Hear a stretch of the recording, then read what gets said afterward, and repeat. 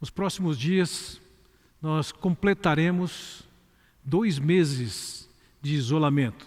Durante 2 meses, 9 domingos, nós não pudemos nos reunir, exceto virtualmente, da maneira como estamos fazendo agora.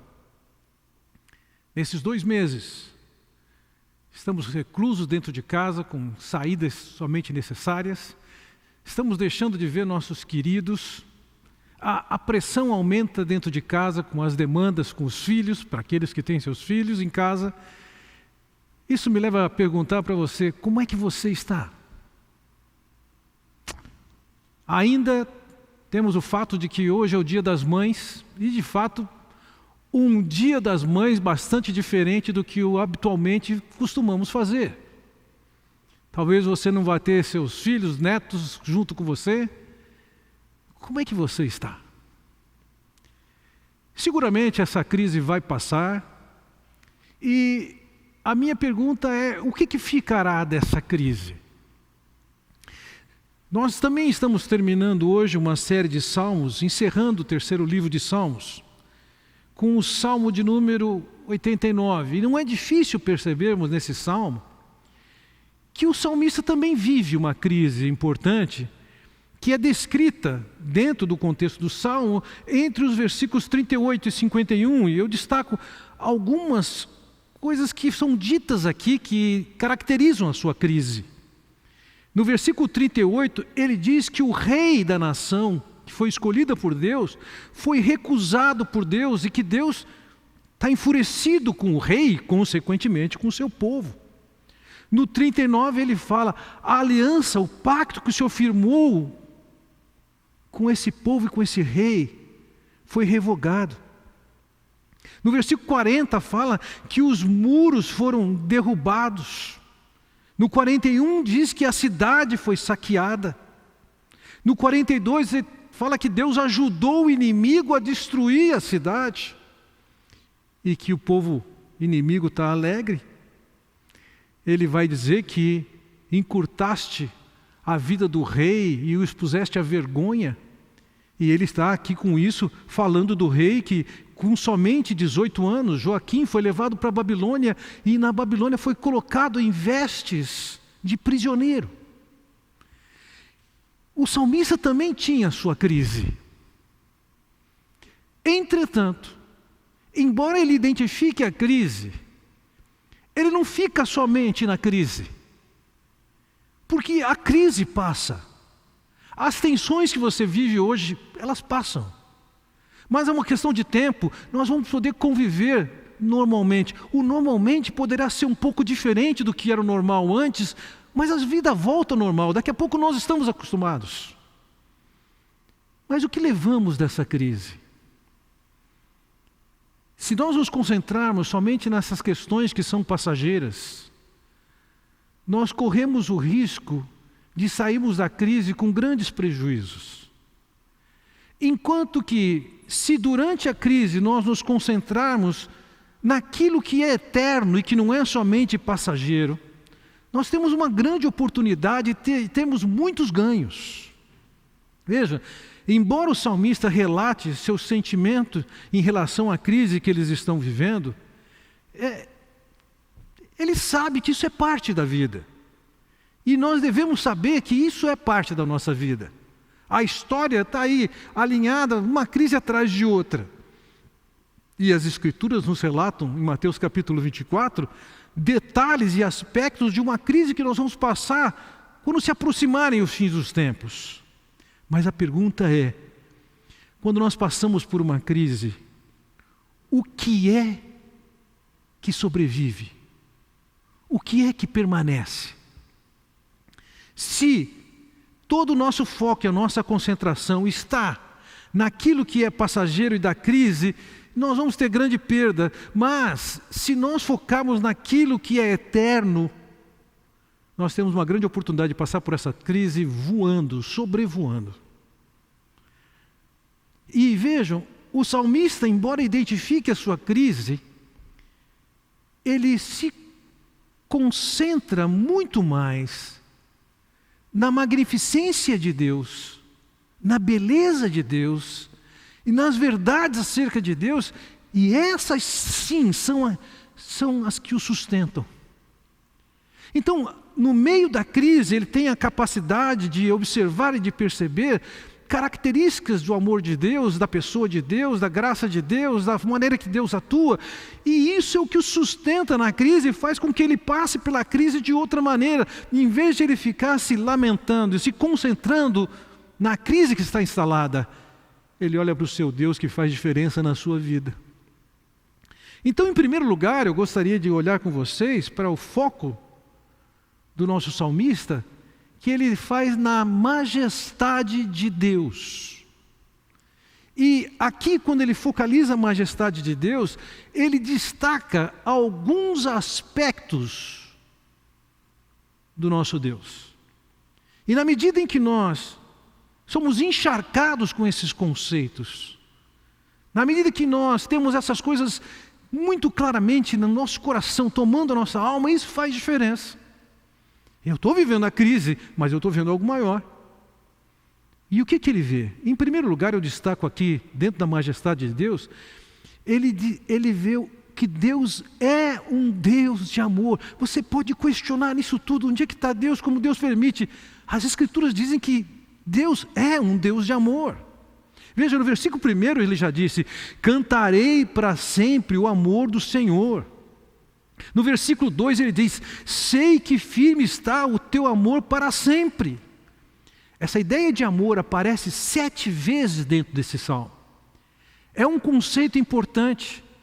E aqui esse amor não é um amor que está relacionado a Deus olhar alguma coisa em nós, admirar, apreciar, ficar impressionado, assim, nossa, vale a pena amar esse camarada. Não é bem assim.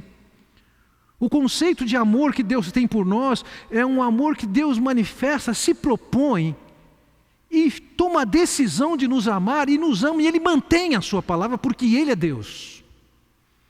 Não é porque nós somos simpáticos, fiéis e agradáveis, Ele nos ama e ponto final. Como Ele disse claramente, né? O amor do Senhor está firme para sempre. Não tem nada que você faça, não tem crise que vá alterar o amor de Deus por você. Nós temos essa segurança, não existe tempo ruim para o amor de Deus, esse amor não depende de nós.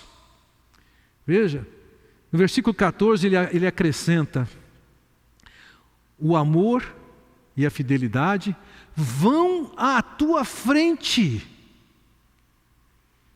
Na maneira como Deus se relaciona conosco, o que vem à frente é o amor dEle. Deus não vai se impressionar conosco, nem negativamente, nem positivamente. Ele já sabe quem nós somos. E Ele está dizendo: eu te amo ainda assim. Não é por causa do que nós somos ou fazemos, Ele simplesmente nos ama. Nós, seres humanos, temos um fascínio por poder mudar as coisas, a força de um lutador, a autoridade de um governante, ou o poder de fazer um milagre. Nós temos um fascínio por isso. Certa ocasião, Moisés fez um pedido para Deus. Depois de ele ter visto várias manifestações do poder de Deus, ele pede para Deus: Senhor, me mostra a tua glória. A glória é o conjunto de características potentosas de Deus, maravilhosas de Deus. E Deus deu uma resposta para Moisés. Quando eu chegar no céu, eu quero perguntar para Moisés se a resposta a princípio o frustrou. Porque Deus disse para ele: se prepara, porque eu vou mostrar para você toda a minha glória. E ele diz assim: a glória que eu vou mostrar é minha misericórdia, é minha compaixão. Isso é o meu amor. Então, o salmista tem esse reconhecimento que o nosso Deus é um Deus de amor e que não existe crise no amor de Deus. Não existe obstáculo no amor de Deus. Não tem nada que você esteja fazendo ou que o seu coração esteja passando que o exclua do amor de Deus. Você pode se alegrar como esse salmista na crise por causa dessa característica do amor de Deus. Em segundo lugar, eu destaco aqui nessa magnificência de Deus a fidelidade Veja, no versículo 1 nós já vimos: com a minha boca anunciarei a tua fidelidade por todas as gerações. Sei e que firmaste nos céus a tua fidelidade. Há dois aspectos que são colocados aqui. Deus garante que é fiel, ele reconhece. Inicialmente, quando ele diz: por todas as gerações eu vou falar da tua fidelidade. E a característica dessa fidelidade é que ela está afirmada nos céus. A fidelidade de Deus a nós não está relacionada com o que nós fazemos aqui. Eu fiz alguma coisa, Deus vai ser fiel. Eu deixei de fazer alguma coisa, Deus vai deixar de ser fiel ou ser fiel. Não, ela não está firmada nas nossas ações nem nas nossas reações. A fidelidade de Deus está firmada no céu. É uma questão eterna, muito além de nós. Nós não temos a possibilidade de, por causa da nossa infidelidade, da nossa falta de amor, do nosso pecado, Deus deixar de ser fiel. Ele é e sempre será fiel. Tudo vai passar. Nós passamos por uma crise, a crise vai passar. Mas entenda uma coisa: há um Deus de amor e fiel. Um amor que não depende do que nós fazemos e uma fidelidade que não depende do que nós fazemos. Estamos numa crise, estamos na crise, mas você tem um Deus que é amor, um Deus que é fiel. Nós temos um Deus, em terceiro lugar, que diz, é um Deus de alianças.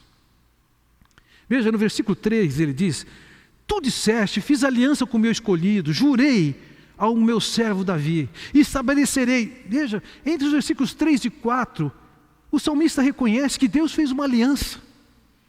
A aliança que fez com Davi, do seu reino para sempre, e nisso estava incluído aqui, que um descendente dele, no caso, o Messias, viria e que seria o sucessor de Davi e reinaria para sempre ali, conforme os planos de Deus.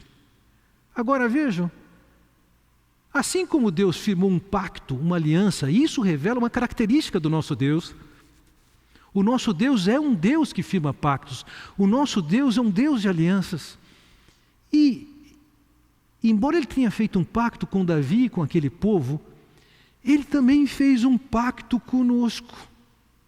É o Senhor Jesus Cristo, quando está à beira de ser condenado e levado à morte, ele fala: este cálice é o cálice da nova aliança no meu sangue derramado por vós. Cristo entregou sua vida por nós. E naquele sangue ele firmou um pacto conosco. Foi Ele, Deus, quem teve a ideia de firmar um pacto conosco. Foi Ele, Deus, que cumpriu as obrigações desse pacto. Foi Ele, Deus, que garantiu que esse pacto vai valer. É esse Deus que é fiel, que vai primar por esse pacto ser cumprido. Nós temos um Deus que faz um pacto, que nos ama. Um Deus que é fiel. A crise está aí, mas essas coisas devem alimentar o nosso coração. Esse Deus que nos ama, que é fiel, que firmou um pacto conosco, esse é um Deus incomparável. Veja o que ele diz nos versículos 6, 7 e 8. Inicialmente no 6 ele diz assim: pois quem no céu poderá comparar-se ao Senhor? Quem dentre os seres celestiais assemelha-se ao Senhor? Em primeiro lugar, veja, ele reconhece, insiste aqui, Deus é incomparável, não tem nada que se assemelhe a Ele. Não tem uma crise, uma pandemia, um vírus que possa ameaçar, porque Deus está muito acima disso. Não tem ninguém que compete com Deus. Deus está muito acima de todos os poderes e ameaças que nós podemos viver. Então no versículo 7 ele diz: na Assembleia dos Santos, Deus é temível mais do que todos os que os rodeiam. De novo, esse Deus é incomparável. Qualquer ser que existe, Ele está muito acima. Ele é incomparável. Não tem ninguém que possa se assemelhar a Ele. Não tem par para Ele. O Deus que nos ama, que firma um pacto conosco, que é fiel. É um Deus acima de todos nós.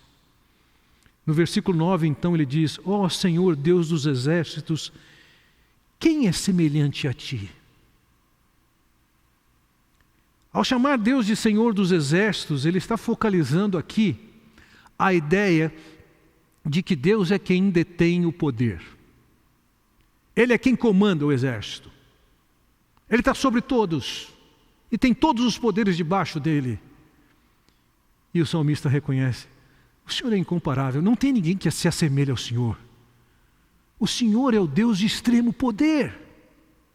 Então veja, ele sabe que Deus é um Deus que fez pacto, que Deus é um Deus que ama, que é um Deus que é fiel. E ele diz: e é um Deus em poder, em sabedoria, incomparáveis. Nós não temos paralelos na esfera humana. Mas também, e isso vale muito para nós nos nossos dias, no contexto da pandemia que a gente vive, é que Deus é um Deus soberano. Vejam, no versículo 9 ele diz: dominas a fúria do mar, quando as suas ondas se levantam, tuas amainas. A maneira como ele manifesta aqui a soberania de Deus inicialmente, é justamente esse Deus que domina a fúria do mar. Quem pode dominar isso? Quem é que pode controlar o mar?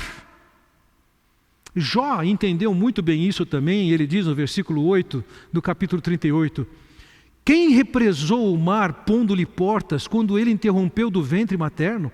Quando fixei os seus limites e lhes coloquei portas e barreiras? Quando eu lhes disse: até aqui você pode vir, além deste ponto não, aqui faço parar suas ondas orgulhosas. Na maneira como Deus fala com Jó, Deus está dizendo assim: os limites da onda do mar, fui eu quem coloquei. Posso estranhar e até não entender uma tsunami como acontecida na Ásia anos atrás, mas isso não muda essa verdade. Você pode não entender porquê daquelas ondas, pode não entender a tragédia que aconteceu e qual é a relação de Deus com isso, mas entenda uma coisa: Deus é soberano sobre os maiores poderes que existem na natureza. Ele controla todas as coisas. Certa ocasião, o Senhor Jesus estava dentro de um barco quando começou uma grande tempestade, e os discípulos de Jesus ficaram assustados. E Jesus acalmou aquela tempestade, ele repreendeu os ventos e o mar e fez-se grande bonança. E entre aqueles que viram o que aconteceu, tanto a tempestade quanto o Senhor Jesus controlar a tempestade, eles comentaram o quê? Quem é esse que até os ventos e o mar lhe obedecem? O que o Senhor Jesus estava expressando é uma característica de Deus, Ele é soberano. Entre as grandes forças do universo, os mares, elas estão debaixo do controle de Deus. Então, no versículo 11, ele diz: Deus são os céus, tua a terra, o mundo e a sua plenitude, tu os fundaste. Não é simplesmente o mar, não. O que existe no céu, o que existe na terra, foi Deus quem estabeleceu. Podemos especular como é que isso veio a existir. A ciência não alcança isso. Ela consegue chegar no fato de que houve uma explosão lá no início, mas o que vinha antes? O que fez começar? As Escrituras revelam: o soberano é o Criador que dá origem a todas as coisas. No versículo 12, então, ele diz: o norte e o sul tu os criastes, o Tabor e o Hermon. Está olhando da perspectiva geográfica, eu diria de altitude, porque ele diz o norte e o sul, e aqui no sul estava o Monte Tabor, com 600 metros de altura, e lá no norte, no extremo norte, para quem mora em Israel, estava o Hermon com seus 3.000 metros de altitude. Ele está dizendo: não interessa se está no sul, não interessa se está lá no norte, não interessa se está lá no mar, não interessa se está em 3.000 metros de altitude, Deus está no controle de todas as coisas. Foi Ele quem criou essas coisas, é Ele que firma essas coisas. Então veja, nós percebemos na fala e na percepção que Deus tem o controle do mar, Deus tem controle de outros aspectos da natureza. E então no versículo 10 ele diz: calcaste a Raabe como um ferido de morte, com o teu poderoso braço dispersaste os teus inimigos. Veja, quando ele chama aqui Raabe, Raabe é uma alcunha para o Egito, é uma espécie de um tratamento um pouco desdenhoso para o Egito. E o que ele está dizendo é o seguinte: Deus, na manifestação do seu poder, ele esmagou o Egito. Ele está lembrando aqui da libertação do Egito, quando o povo ficou escravo com Moisés. Mas ele pode olhar para outros fatos na história em que Deus preservou aquele povo de ataques enormes de inimigos. O que Deus está dizendo é que Ele é soberano sobre a questão política. Nós vivemos no mundo inteiro uma crise na área de saúde importante. Não é das mais pesadas que nós tivemos na nossa história de forma alguma, mas ela é importante. Ela tem ceifado a vida de muitas pessoas. Ela é importante. Não bastasse isso, em função dela própria, nós temos também uma crise econômica. E, lógico, uma crise econômica junto com uma crise de saúde, nossos políticos, tão sórdidos que são, não poderiam deixar a oportunidade de fazer isso um motivo de disputa política, de poder político. Mas vejam, Deus está dizendo o seguinte: eu estou no controle. Também da questão política, eu controlei Raabe, eu controlei o Egito, eu dispersei os inimigos. Deus está dizendo: eu sou soberano na história. O que está acontecendo não está fugindo do controle de Deus. Tem ações humanas? Tem ações humanas. Não sabemos ainda como esse vírus surgiu, de onde veio, qual foi a forma, e se discute, se fala uma coisa ou outra, não há consenso. Mas entenda uma coisa: acima de uma ação humana, seja ela por falta de cuidado, seja ela por um acidente, seja ela por uma intenção má, entenda uma coisa: nenhum homem é capaz de fazer alguma coisa sem que Deus o permita que aconteça. Temos problemas econômicos importantes. Na próxima semana falaremos um pouco mais sobre isso, especificamente sobre a crise. Temos um problema de políticos se aproveitando da situação. Entenda uma coisa: tem um Deus que é soberano, que controla todas as coisas. Então no versículo 13 ele diz: o teu braço é armado de poder, forte é a tua mão e elevada a tua destra. Esse é o nosso Deus soberano. Ele não é impotente diante dessa situação. Deus não é alguém bem intencionado, como alguns querem dizer, mas Ele é incapaz diante dessas dificuldades. Esse Deus que não é capaz diante dessas crises, entenda uma coisa: é um Deus inventado, não um Deus apresentado nas Escrituras. O braço de Deus é forte e armado. A sua destra está acima de todas as coisas. Esse Deus que é imenso em poder, que faz uma aliança conosco, que nos ama e que é fiel, também é um Deus justo. Veja, no versículo 14 é dito: a retidão e a justiça são os alicerces do teu trono. O amor e a fidelidade vão à tua frente. Vejam, quando pensamos que Deus tem o poder que é manifesto, conforme a revelação que o Salmo nos traz, da soberania de Deus, controla o mar, controla a história, controla a política. Ele deixa homens fazerem e cometerem seus erros, mas eles não têm poder de tirar as coisas do rumo que Deus quer. Ele até pode permitir, vai mais para lá ou mais para cá, mas vai chegar lá. Agora, um Deus com um imenso poder e autoridade, Ele poderia ser um tirano e déspota. Mas Deus não é assim. O que caracteriza esse Deus tão soberano e tão poderoso, conforme o versículo 14 diz: a retidão e a justiça são os alicerces do teu trono. Então do trono de Deus não tem um Deus que é déspota e cruel, se divertindo com a injustiça e com o sofrimento humano. Na verdade, ele descreve o trono de Deus, o governo de Deus é caracterizado pela retidão e pela justiça. Eu particularmente tenho uma paixão por essas duas palavras hebraicas. Retidão e justiça. Aqui traduzidas por retidão e justiça. Tzedek e Mishpat. Tzedek fala dos padrões morais, da integridade, da retidão de Deus. Deus não é movido por paixões emocionais, é um Deus de princípios, de valores. E o seu reino está baseado nisso.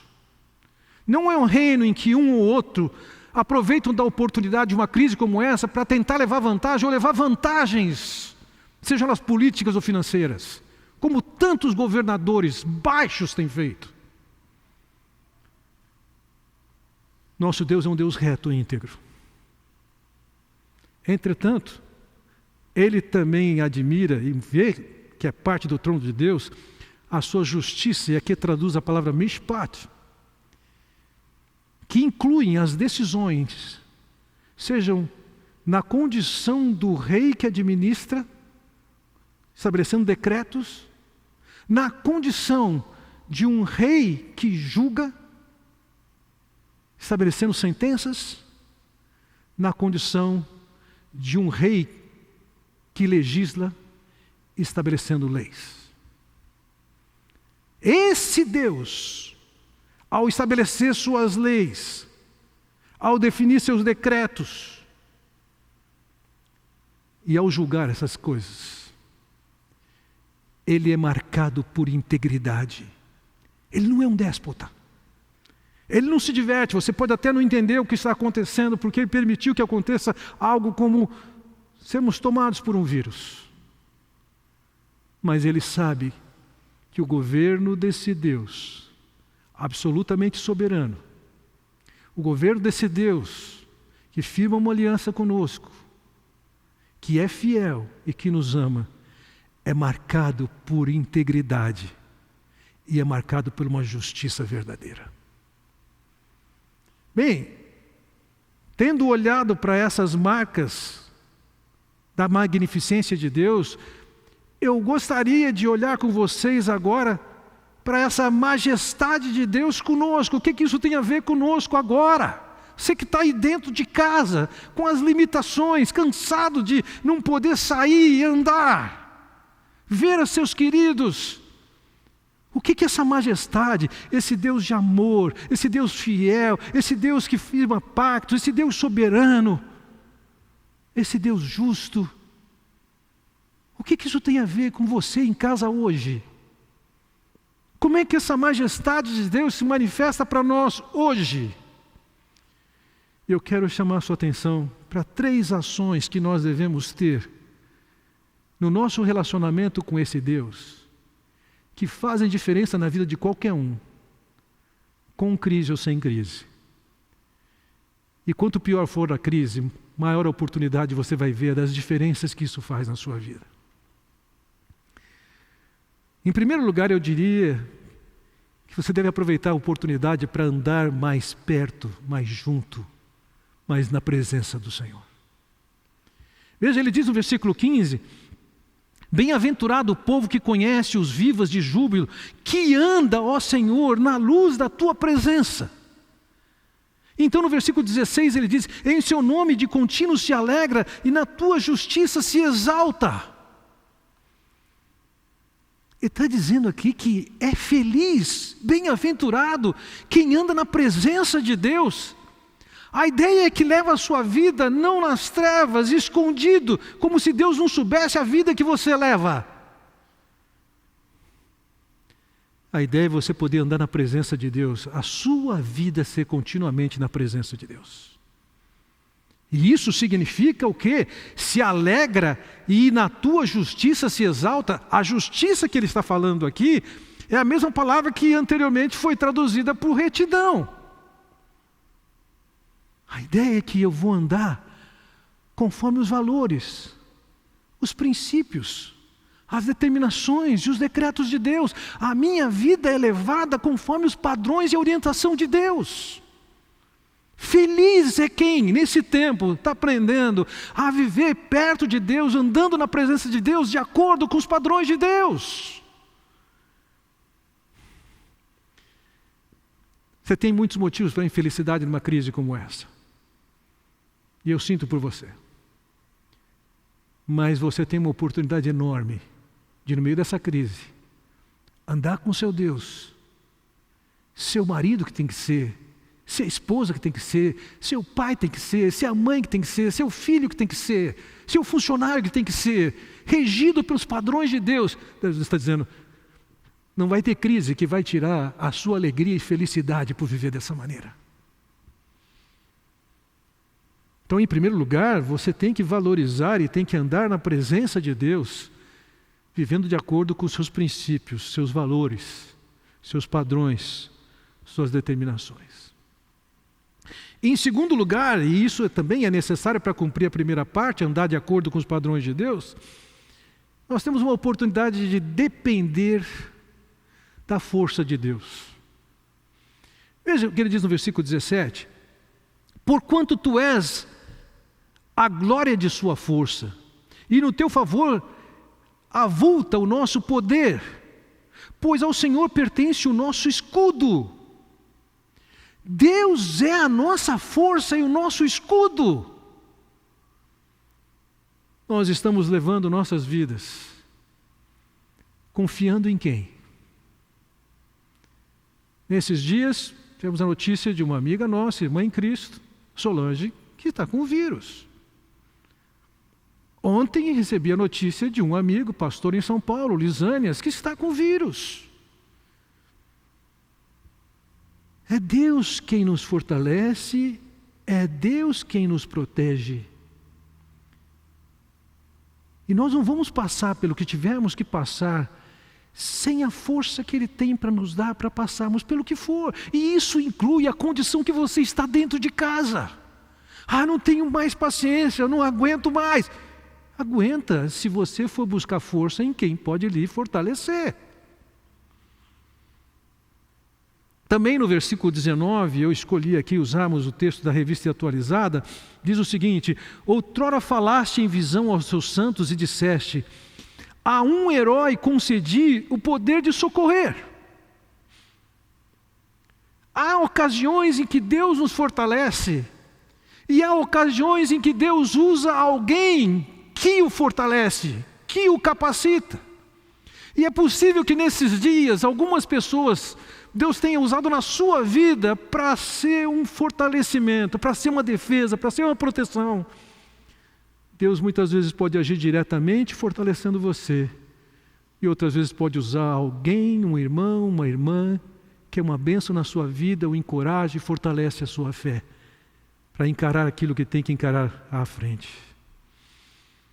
Vejam, como é que a nossa interface com esse Deus majestoso. Se eu andar na sua presença, eu sou feliz. Se eu depender dele, eu provo da sua força e capacitação. E terceiro, e por fim, eu queria concluir com isso, é que é parte desse salmo o louvor a Deus. Veja, no versículo 5 ele diz, os céus louvam as tuas maravilhas. Senhor, a tua fidelidade na Assembleia dos Santos. Vejam, há louvor pelas maravilhas, as obras de Deus, há louvor por causa da fidelidade de Deus. No versículo 15 ele diz, como é feliz o povo que aprendeu a aclamar-te. Até ele fala, olha, uma pessoa que aclama a Deus, que declara a grandeza de Deus, que reconhece a grandeza de Deus, que o louva, que o exalta. E o exaltar aqui não significa colocar Deus acima de o que Ele está. Não, o nosso exaltar significa reconhecer quão alto Ele está. Você percebe? O Salmo, ele traz a tônica do louvor, não do lamento. A crise é real. Mas embora a crise seja real, há uma tônica presente de louvor e adoração.